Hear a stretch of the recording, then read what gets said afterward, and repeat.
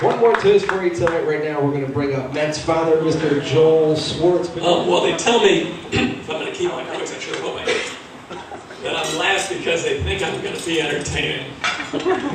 You know, we're just going to have to find out. Anyway, I'm sure that I do not need to tell Pearl Burgers that they are getting a championship son-in-law. If I had to use 2 words to describe my oldest boy, I would choose loyal and devoted. He does everything with passion and everything with drive. He is a loyal and devoted son and brother. He is a loyal and devoted student.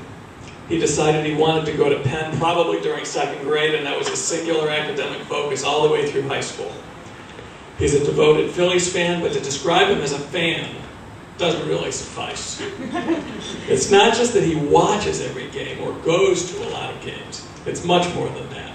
The extent to which he understands the inner workings of that team, and baseball in general, is more along the lines of a member of the front office administration rather than a regular fan. By the way, he is also a loyal and devoted Buckeye fan. Thank goodness.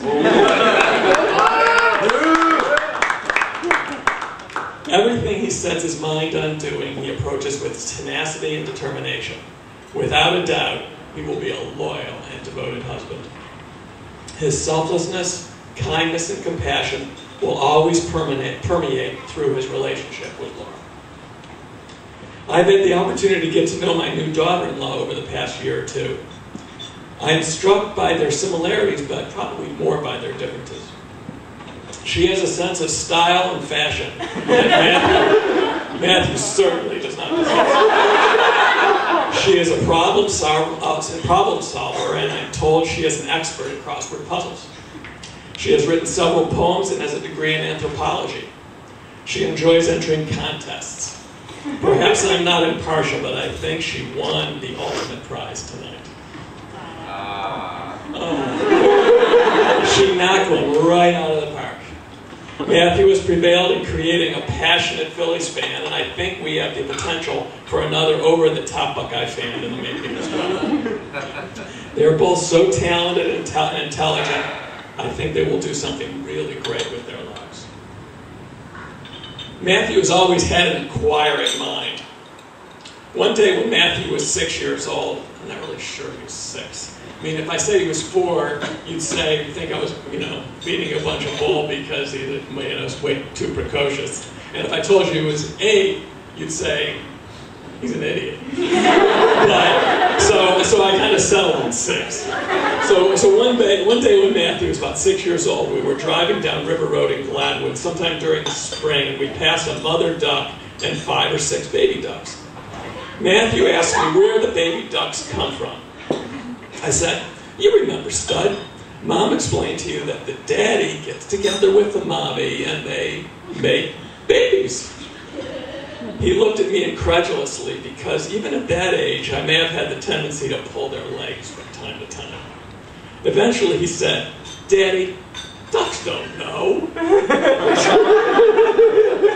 Well, he has a big night tonight, so hopefully he was paying attention to the ducks. Because I will tell you, I want grand ducks. A Huey, a Dewey, and a Louie. We'll be fine with them. Here we are, a watershed moment in all of our lives. This is the wedding of our son, our daughter, our brother, our sister, our friend, our cousin, our aunt, our uncle, our sister-in-law, our grandson, our granddaughter, our nephew, our niece, our stepson, our stepdaughter, our stepbrother, and our stepsister.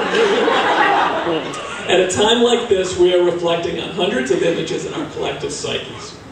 These were days of happiness, sadness, weakness, strength, joy, fear, a cross-section of human emotion. This is truly a moment to cherish and to reflect upon for all of us during times of solitude and reflection. I have spoken at a few weddings and rehearsal dinners, often as Uncle Joel, not as father of the groom. Many of you do not know that I have 2 older brothers. My brother Bob is a smart brother. My brother Jim is the handsome brother. And what am I? I guess I'm the other brother. But I enjoy being Uncle Joel. Even when I'm by myself, I think of myself as Uncle Joel. When I'm on the golf course, I talk to myself. Good shot, Uncle Joel. Bad break, Uncle Joel. You suck, Uncle Joel. It's a good thing nobody's around. I've been cultivating the crazy Uncle Joel persona for a number of years now, and I think I've got it down. But tonight I'm changing hats. Let's try it this way first. I know that you have all been to a lot of weddings.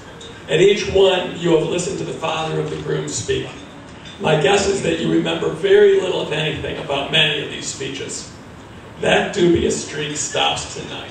Because for better or worse, this is the one that you're guaranteed not to forget. Each of us recognize that finding the perfect mate, finding someone that you want to spend the rest of your life with, is an awesome and spiritually daunting task.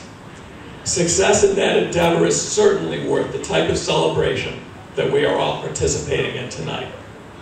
Most of us know some firsthand, however, that the much more difficult accomplishment is actually succeeding in the spending the rest of your life with someone part.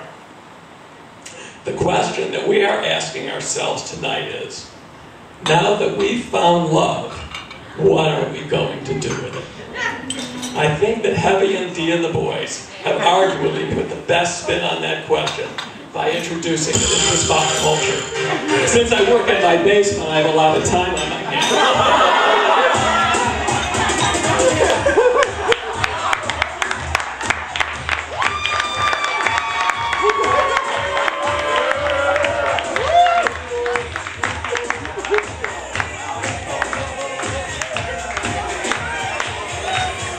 One, two, tell me what you got. Let's get the ball, got the spot to hit the jab. I'm ready, I'm live a little ball. We can punch these snuggles up against the look at the mouth, it's better with love. The button over when I'm trying to hear the TV. Such a mind, your body, just stretch for a while. Play with the mouth, it's coming back quick.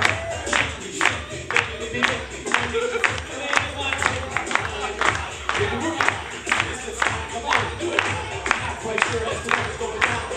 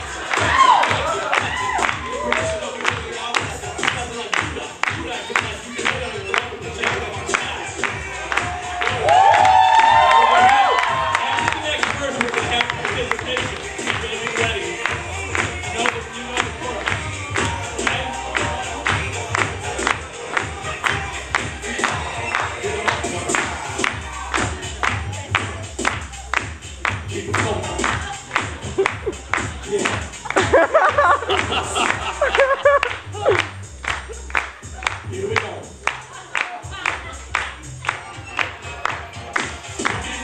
What are we gonna do? We're so good and bounce up here. Such a good party if you can't believe it. Listen when you're hot and like that. You